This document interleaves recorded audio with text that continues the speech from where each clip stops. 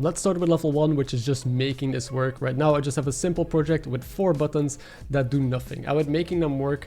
I want to kind of simulate an actual scenario that you might have in a game. Of course, a simplified version, which is every button when I click on it, I want the text to change to OK. So they all do the same thing, they change their text. One of them is going to perform the special action, which is just quitting the tree, like closing the game. This could be any in-game actions. Most buttons have like a special function they perform, of course. So let's get started. Level 1 is just making this work. So I'm just going to take all of the buttons, and then if you go to signals, you have the press signal. This is how most people go about doing it. You connect the press signal to the script that you have here. So on button pressed, I want the text to change of this button. So I'm just going to drag in this button in the script, dot text is equal to OK. And then if we test this, normally the first button, if you click on it, will work already. There we go. So now I'm going to do this for the other buttons and basically explain what the point of this little experiment is, or what I'm trying to showcase here is that this is how I used to do it at the start. When I first learned Godot, this is how I would solve this problem, and I think most beginners and most people, but you don't really think about the future and what happens when you want to scale this, or when you want to add more functionality, or basically advance this project, right? So I'm going to try and walk you through some steps on how you could go and improve this script and make this more dynamic, make it more modular and future-proof, on top of some overkill in the end to make things fun. So now all buttons go to OK. Let's say the third button is the one that I want closing the game when I have this special action that I already have defined in the script. So we just call perform action. So if you're new to Godot, this is how you would do it. You just connect the button signals in script, and then one of them you also have perform this action, whatever it is. If you run this will work, and this will be the first level done. All buttons go OK. This button will go OK, but also close the game. Nice. So now we're going to move on to level 2, which is cleaning this up a bit. This works, but there is some major flaws, and the first thing you'll probably notice if you have a little bit of like familiarity with Godot is you don't like just slapping your nodes in a script like this, because if I move them around or I change the names or anything happens, I cannot use them anymore. So instead, I'm going to mark them all as unique and drag them in the script on top, which places them as variables. This is better because then, of course, if I change the names, I will have to adjust this, but I can move their positions around and they should still always be found in the editor. So then instead of having all of this here, I can just replace this with button, and it now knows, okay, this button, I need to change that text. So I can do this for all of the other ones, and then I will have, well, this is button 2 in this case, and then I will have already improved significantly, because now we can reuse the buttons, the variables. Our script will be more clear, and I can basically adjust this without too much of a headache. Now for level 2, I'm going to do another thing. I'm going to disconnect all of these real quick in the editor. And this is just, I think, good practice. You don't have to do this. A lot of people like working in Godot's editor, but things can get messy. If a lot of these buttons are connected in different places or in different scripts, and referencing it is hard. There's ways that you can like visually see it, or you have to just navigate along the inspector. I prefer connecting the signals in the script itself, because as you will see in the next couple levels, it allows us to do way more cool tricks as well. So I'm going to show you how to do that. I basically have my buttons here. So I'm going to do button dot, it's the button press signal. So we can take pressed dot connect, and then we just do on button press. We already have the function here. And this is just a manual way of doing it instead of in the inspector. So you're just taking the signal that we have in the inspector and manually connecting it whenever this node loads in. So now we just copy this for all the other buttons. So this is going to be button 2. So there we go. All the 4 buttons are now connected in script, which doesn't change much right now, but it will help us have a better overview of how everything is actually working inside of the script, how things are connected, and for some nice things that we're going to do now when we move on to level 3. I feel like level 2 here, this is where most people are already satisfied and how I used to do a lot of this. But now we want to make it scale. So one thing you will notice is a lot of these buttons have just the same thing that's happening. They all want to change their text to OK. But how do you put this, like how do you consolidate this or make this easier for yourself down the line? Because you always need to reference the specific button that is being pressed. Well, let me show you. First of all, we're going to get rid of all of these, and I'm just going to make a function button pressed, which is very general, and I'm going to declare a button variable that gets passed in here. Bro, I'm typing really poorly. And then we do button.text is equal to okay. So we now have a general button pressed function where you pass in a button and it says okay. But now it's mad at me because these signals no longer exist, these callables that I'm connecting to. So now all of these I could in theory connect to this. And then that will look something like this. Button pressed. But of course we need to pass in an argument here, which is the button that you want to change the text of. Because this is the normal button, we can do something which is called bind. And then you can pass in an argument, which is going to be itself. So essentially, you connect the press signal of the first button to this function that we have here, but we're going to bind an argument to it. So because this would call it just empty, we're just going to bind the button itself to it, and then it knows, okay, we need to change the text. So I could now do the same for all of these other buttons, but that doesn't scale well. So imagine I have 10 or 20 buttons. This would just be a bunch of lines of code, a lot of repeatable actions. Instead, I am going to declare a variable here called button array, which is going to be array of button. I always like statically typing stuff so the engine knows what I'm talking about. And in this array, I'm just going to put all of the buttons that I want this functionality to have, or that I want connected to the signal, which in this case is button, button 2, button 3, and a button 4. And there we go. And so now what we can do is we can just type a simple for loop, so for each button in the button array. Ben from the future here, so button is actually not a good name to use here because one of the buttons is named button. It would be better to use a different name here to just differentiate and make it a bit clear, but does not break the editor or break anything. It will work, it's just a bit confusing. Okay. And again, because it is statically typed, the engine knows that this is a button object. So that means we can do button dot pressed. It knows this is a signal of a button, connected again to the button press signal, and of course we're again gonna bind as the first argument the button itself. So I hope this makes sense. I'm gonna try it, and they all are okay, but we're missing our button that closes the game still. So I'll just specifically type for that button button3 dot pressed dot connect perform action, and this one does not need to bind anything to it because there's no arguments. This button will just always perform this action. So what is the benefit of this compared to what we did before? Well, I can add as many buttons as I want, then I simply just need to add them into this initial button array that we have, and it's automatically going to connect this one single function that we have that sets the text of the button that's being pressed to OK. Now I do quickly want to show, instead of bind here, we can also do something special, because if you connect the signal, there's flags. Flags are different ways that the signal will connect. So there is, for example, connect one shot, which is the most used one, which is you connect the signal, but it fires once. So if you click on the button, it would trigger, and then the signal is broken, it would no longer trigger, which is pretty useful. Another reason why I prefer connecting stuff in script.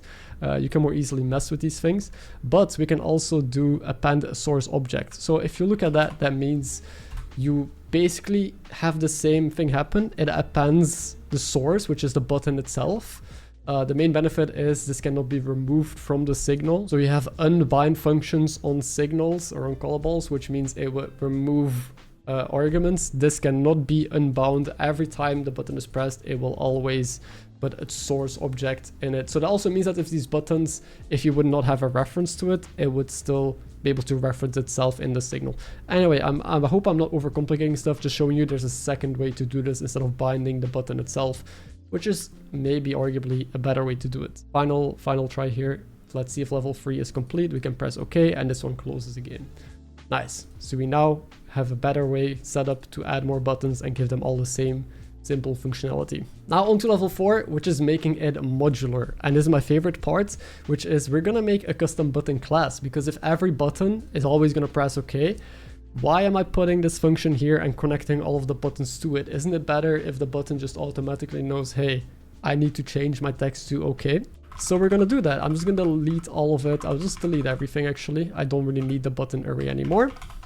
We just keep the perform action, and we do need a new script for this. So I'll create a script which inherits button, which means we're making another button, of course, but this one will be called my button.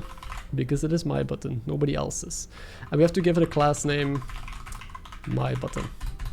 There we go, we have our buttons. So what I can do actually is remove the buttons that we have in our project. I'll delete them. And they should show up in the inspector already. You have button and you see my button is right here. If I create it, it is just the same as the previous button, but it's my own class, meaning I have control over it. So I'm gonna create 4 of these and we are gonna give it a simple functionality where if you click it, it's going to change its text to OK automatically. Now again, I'll do this in the editor or in the script. I'll just connect the signal manually instead of using the editor to connect it. So I can just do pressed because the signal is a button signal. I don't have to reference anything. Dot connect, and then I'll create a button pressed function here. You don't need to pass in any arguments because we're just doing it on the button itself. I can just do text is OK. And so now all the buttons have that functionality. I don't need to add anything. Actually, I can even delete reference to all of the buttons here. If I run this without adding any code into the main script here. Okay, I have to change the name of this. Button pressed is also a state of the button. So I'll do button press to, okay, I would definitely try and find a better name for this, because if you do button pressed, it's either true or false whether or not the button is being held down or not. So actually I'll do button pressed signal. That makes more sense. Signal. Now it should work. And every button will still display OK. And the main benefit again of custom classes is I can keep my main script clean. The script does not need to reference the button or do anything. The buttons know this is what I'm doing. And there's a lot of powerful other stuff that you can do with this. Of course, you can see you can more easily create objects. One of them now still is gonna do the perform action get tree quit. So we only need reference to that one button. I'll just make a unique name, drag it in. We still have to do that. Let me just connect that again. So I'll do my button free, which you can see is referenced as my button, which means in the inspector here, I can probably find the function, which is button pressed signal. And that is now, if I call that, it basically also changes the text to OK. So this is the custom function that we gave to our class. But no, we just want to do the press signal and once again connect it to perform action. And now you can see we just need this line of code and a reference to the one button in order to make it work. And that is level 4 done. It's very modular now. We can completely customize these buttons so they're the same across the whole project and simply connect the ones that we need to have special functionality. Now we go to level 5, which is the over-engineering. Now this is gonna get a bit crazy. There's probably a lot of extra stuff here that you don't need, but just to show you or give you a little bit of taste of like how much you can actually do with these buttons, how you can make it more modular and more fun to work with in the long run as well. So the first thing I'm gonna do is upgrade this class that we have. So let's say all of these buttons share the same functionality, but some of them I actually don't want to have. That's where the power of export variables comes in. So I can very simply go to my button class, of course, and then we do an export var can trigger, boom, and I'll put it to true automatically. But you can now see in the inspector there is a can trigger, and if I deselect this or in code, of course that's the powerful thing. Now I can also just in the code reference the button and do can trigger is equal to false to set it off. I don't want the signal to go through, so I can very simply just do if not can trigger return. So now before you press it, it's just gonna check if you can actually trigger. Okay, that's pretty simple, but what if I want maybe 2 buttons to have the close effect? Like maybe I have 2 closing buttons in the game, or maybe some of them share some specific like instructions from this script or for different scripts. How do we like fix this web that we have? Well, I'm just gonna make another variable, of course, export, but this time I'll do an enum. An export enum allows you to define preset options for you to choose from. So for example, I'm just gonna use strings. There'll be a normal button, which is most of them. There'll be a close button that closes the game, and then let's say there's an open button that doesn't exist yet, but maybe in the future. And I'll call this the group name of the button, which is gonna be a string, and by default it will just be normal. So now if I save this, you can see we have group name in the inspector with normal, close, or open. Okay, so by default they're all normal. I want this button free to be my close button, so I'll set it to close. And then in the script, I actually need to do one more thing for the button. So I'm gonna simply do an add to group and then put the group name. So groups are a cool thing in Godot. You can also just manually click on a button, click on groups, create groups, and add them to groups. But like I showed, I prefer having this little drop down here. This way it makes sure that only the button groups are displayed, not other groups that you're using for different classes or for different stuff across the project. So again, it's nice to keep things modular, make sure that they don't overlap, that you don't accidentally assign groups to non-buttons that are not buttons and the other way around. So automatically every button will now be classified to a group, and there's a very easy way to get access to them. So I'm just gonna actually delete the reference to this button and delete this, and I can just do variable close buttons, which is an array of node. So this is what it will be defined as, which you call by get tree, get nodes in group, and then the group name in this case will be close. So this will fetch all of the close buttons, put them in this array. It is a node, but one thing I can do is for button, and I think I can type it as a my button, my custom class in close buttons. I think this should work even though the array is defined as array of nodes. Buttons inherit nodes, so it knows that every button in this array now is an actual button that I've made. So then I can just do button.pressed.connect to perform action.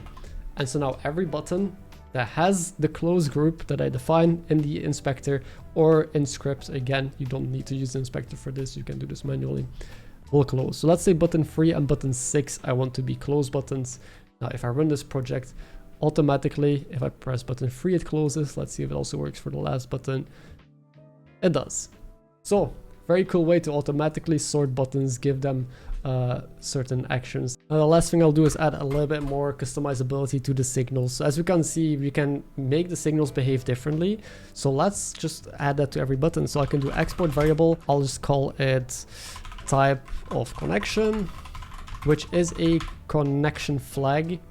And then if I do this, I'll just connection flag, I'll automatically set it to persists. That is the default one I think that it always chooses, which is just you made the signal, it stays, it doesn't just break by itself.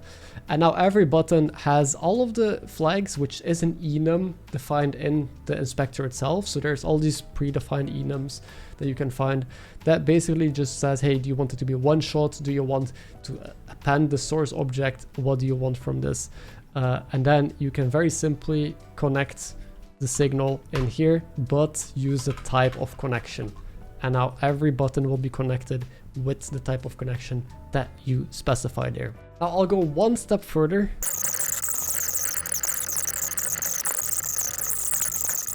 Okay, I can keep going. There's so much you can keep adding to buttons, but I hope you see how going through the levels of first optimizing, then cleaning up a bit, scaling it up so you can add more buttons more easily, then making it modular so they all can have their own little environment to work in without like clashing with everything is super good. And the over-engineering part where you can just go absolutely nuts and make everything super modular and just scale into oblivion. For me, it's the fun part, but I hope you enjoyed and saw a little bit of a demonstration of the things you can achieve with this. Thank you for watching, and I'll see you in the next one.